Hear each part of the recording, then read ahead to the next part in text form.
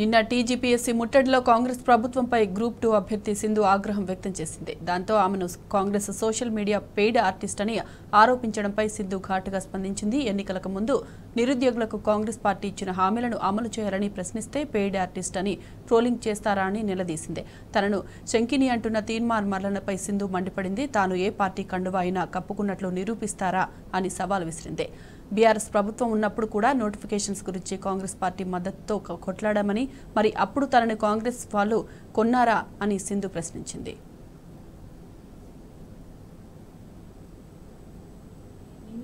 అందరు నన్ను పని కట్టుకొని చాలా మంది చాలా రకాలుగా వేధిస్తున్నారు through social media, especially Twitter, YouTube channels, ఇంకా కాంగ్రెస్ పేజెస్ లో నన్ను దారుణంగా వేధిస్తున్నారు.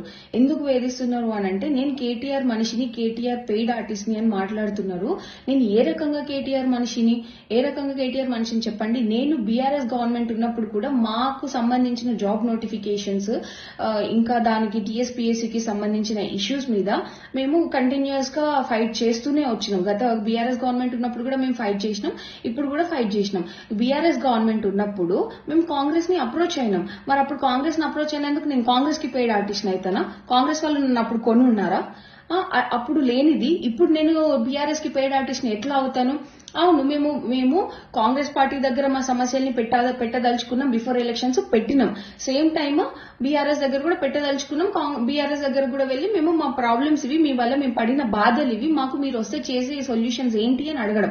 అట్లా అడగడం ఎంతవరకు తప్పు? నేను బీయింగ్ ఎ పర్సన్ ఒక పార్టీకి సంబంధించి ఒక పార్టీని ఎంచుకోవాలా లేదా అన్నది నా choice. At the same time నేను న్యూట్రల్ ఉండాలనుకోవడం కూడా నా చాయిస్. ఇప్పుడు మీరు అందరూ అంటున్నారు కదా నేను బీఆర్ఎస్ పెయిడ్ ఆర్టిస్ట్ అని చెప్పి, ఈ రోజు నన్ను ప్రూవ్ చేయగలుగుతారా నేను బీఆర్ఎస్ పెయిడ్ ఆర్టిస్ట్ అని? నేను ఎక్కడైనా బీఆర్ఎస్ కండువా కప్పుకొని ఉన్నానా? ఏ ఒక్క చోటనైనా నేను బీఆర్ఎస్ కి ఓట్ వేయండి అని చెప్పిన దాన్ని ఏ ఒక్కటైనా బయట పెట్టండి. ఈ రోజు బయట పెట్టి మాట్లాడండి. బయట పెట్టకుండా ఒక ఆడబిడ్డను పట్టుకొని అడ్డగోలుగా ట్విట్టర్ లో, ఫేస్బుక్ లో, ఇన్స్టాగ్రామ్ లో ఎక్కడంటే అక్కడ ట్రోల్స్ చేస్తున్నారు. ఇది ఎంతవరకు సమంజసం అని నేను అడుగుతున్నా. ఎందుకు ట్రోల్ చేస్తున్నారు అంటే ఇప్పుడు మేము క్వశ్చన్ చేసేది కాంగ్రెస్ గవర్నమెంట్ నిరుద్యోగులకు ఇచ్చిన హామీలనే కదా క్వశ్చన్ చేసేది. దాన్ని మేము క్వశ్చన్ చేస్తే మమ్మల్ని ఇంత టార్చర్ చేస్తారా మీరు? మీకు రైట్స్ ఎవరిచ్చిండ్రు? ఒక పర్సన్ ని టార్చర్ చేయాల్సిన రైట్స్ ఎవరిచ్చిండ్రు? తీన్మార్ మల్లన్న అంటాడు శంకిని అని మాట్లాడుతున్నావు. తీన్మార్ మల్లన్న ఏ రకంగా శంకినిగా కనిపిస్తున్నా నీకు? నేను ఇదే సమస్యల మీద, ఇదే టీఎస్పీఎస్సీ సమస్యల మీద నేను నీ స్టూడియో కూడా వచ్చి మాట్లాడినా. ఆ రోజు నేను శంకిని లాగా కనిపించలేదా నీకు? ఆ రోజేమో నేను దేవత లాగా కనిపించినా, ఈ రోజు శంకిని లాగా కనిపిస్తున్నా. అయినా కాంగ్రెస్ గవర్నమెంట్ కి నిరుద్యోగులందరూ ఈ రోజు ఎందుకు అంత చేదుగా కనిపిస్తున్నారు?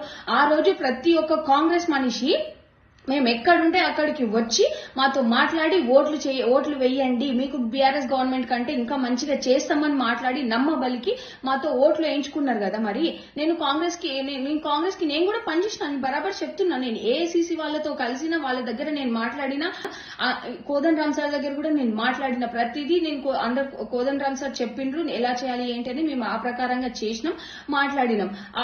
అప్పుడు ఎందుకు నేను కాంగ్రెస్ మనిషిని అవ్వలేదు? అప్పుడు ఎందుకు నన్ను కాంగ్రెస్ పెయిడ్ ఆర్టిస్ట్ అని అనలేదు? ఈ రోజు ఎందుకు నన్ను బీఆర్ఎస్ పెయిడ్ ఆర్టిస్ట్ అంటున్నారు? అవును, బీఆర్ఎస్ రూలింగ్ లో ఉన్నప్పుడు కాంగ్రెస్ అపోజిషన్ దగ్గరికి మేము వెళ్ళినాము. ఇప్పుడు కాంగ్రెస్ రూలింగ్ లో ఉన్నప్పుడు బీఆర్ఎస్ అపోజిషన్ దగ్గరికి వెళ్ళడం తప్ప? ఎట్లా తప్పు అవుతుంది? ఏ రకంగా తప్పు అవుతుందండి అది? అది మాకు ఎందుకు ఇచ్చారు? మాకు ఆ చాయిస్ ఎందుకు ఇచ్చారు? అపోజిషన్ దగ్గరికి వెళ్ళే చాయిస్ ఎందుకు ఇచ్చారు? మేము మిమ్మల్ని అడిగినామా? మిమ్మల్ని మా హామీలు ఎవరు ఇచ్చారు? కాంగ్రెస్ గవర్నమెంటే కదా హామీలు ఇచ్చింది. మరి ఆ హామీలు తీరిస్తూ మేము వెళ్ళాం కదా బీఆర్ఎస్ దగ్గరికి, అపోజిషన్ దగ్గరికి మేము వెళ్ళాం కదా. ఈ రోజు తీన్మార్ మల్లన్న నువ్వు మాట్లాడుతున్నావు, నువ్వు గెలిచినావు, ఒక ఎమ్మెల్సీగా గెలిచినావు, నీకు ఎవరు ఓట్లు వేస్తే గెలిచినావు? చదువుకున్న గ్రాడ్యుయేట్స్ వేస్తేనే కదా నువ్వు గెలిచింది. అట్లాంటిది నువ్వు ఈ రోజు ఒక గ్రాడ్యుయేట్ ని పట్టుకొని శంకిని అని మాట్లాడడం ఎంతవరకు కరెక్ట్? నువ్వు ఏ రకంగా అంటున్నావు? నన్ను ప్రూవ్ చేయి. దమ్ముంటే నువ్వు ప్రూవ్ చేయి. పవర్ నీ దగ్గర ఉంది. కాంగ్రెస్ గవర్నమెంట్ రూలింగ్ లో ఉంది, పవర్ ఉంది, ప్రూవ్ చేయండి. నేను ఏ బీఆర్ఎస్ నాయకుడి దగ్గర పైసలు తీసుకున్నా అనేది మీరు ప్రూవ్ చేయండి. బరాబర్ నేను దేనికైనా సిద్ధంగా ఉంటా. ఈ రోజు ఏమి తెలియకుండా ఇష్టంగా ఒక ఆడబిడ్డను పట్టుకొని ట్రోల్ చేస్తే ఇంకోసారి కాంగ్రెస్ గవర్నమెంట్ ని క్వశ్చన్ చేయదని మీరు అనుకుంటున్నారా? ఇట్లా ఎంతకాలం భయపెట్టి అణచివేస్తారు నిరుద్యోగుల్ని? సరే, నేను ఒక్కదాన్నంటే వచ్చి నా కాంగ్రెస్ మీద కోపం ఉండి నేనేదో చేస్తున్నా అనుకోవచ్చు. మరి నిన్న వచ్చిన వేల మంది నిరుద్యోగులు ఎవరిని చూసి వచ్చిరు? ఎవరు రెచ్చగొడుతూ వచ్చిరు? కనిపించట్లేదా మీకు ఇంటెలిజెన్స్ రిపోర్ట్ లేదా? వాళ్ళందరూ ఎందుకు వచ్చిరు? వాళ్ళ కడుపు మండే కదా వచ్చింది. వాళ్ళకి సమాధానం చెప్పండి. ఎందుకు సమాధానం చెప్పట్లే? ఏమన్నా అంటే కొంచెం ముందుకొచ్చి క్వశ్చన్ చేస్తే కాంగ్రెస్ వాళ్ళు చేసేది మెంటల్ గా మానసికంగా ఎంత టార్చర్ చేయాలో అంత టార్చర్ చేస్తున్నారు. నేను చెప్తున్నా, మీరు ఏ రకంగా ఎంత టార్చర్ చేసినా గానీ నేను తగ్గేది లేదు. ఎందుకు తగ్గాలండి? నేనేం తప్పు చేసా?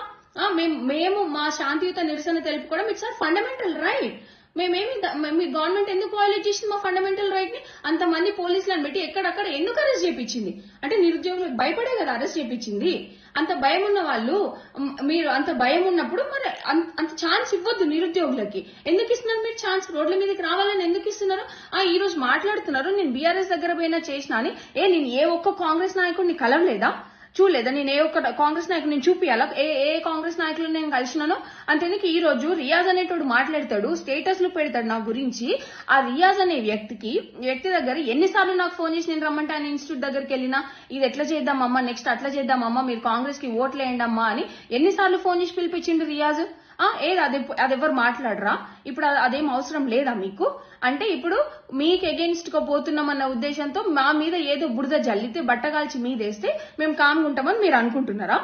కేవలం మాకు గ్రూప్ 2 మా డిమాండ్స్, మా గ్రూప్ 2 and 3 పోస్టులు పెంచాలి, ఎగ్జామ్ డిసెంబర్ లో పెట్టాలనేది ఒకటి, ఇంకా గ్రూప్ 1 1:100 చేయాలనే దాని మీద చాలా మంది స్టూడెంట్స్ ఫైట్ చేస్తున్నారు. మీరు ఆ ఇష్యూని పట్టించుకోకుండా ఈమె బీఆర్ఎస్ పెయిడ్ ఆర్టిస్ట్, ఈయన బీఆర్ఎస్ పెయిడ్ ఆర్టిస్ట్ అని మా మీద బట్టగాల్చి మా మీద వేస్తే ఉన్న ఇష్యూ సాల్వ్ అవుతుందా? మీకు అంత చేతనైన అయితే ఉన్న ఇష్యూని సాల్వ్ చేయండి. అన్ఎంప్లాయ్స్ లో ఉన్న అన్రెస్ట్ ని తొలగించండి. మీకు అది చేత కాదు, కానీ ముందుండి మాట్లాడేటోళ్ళ మీద బురద చల్లడం మాత్రం చేతనైతుంది. నేను ఈ వీడియో చేయడానికి రీజన్ ఏంటంటే, నిన్నటి నుంచి అందరు నన్ను పని కట్టుకొని చాలా మంది చాలా రకాలుగా వేధిస్తున్నారు.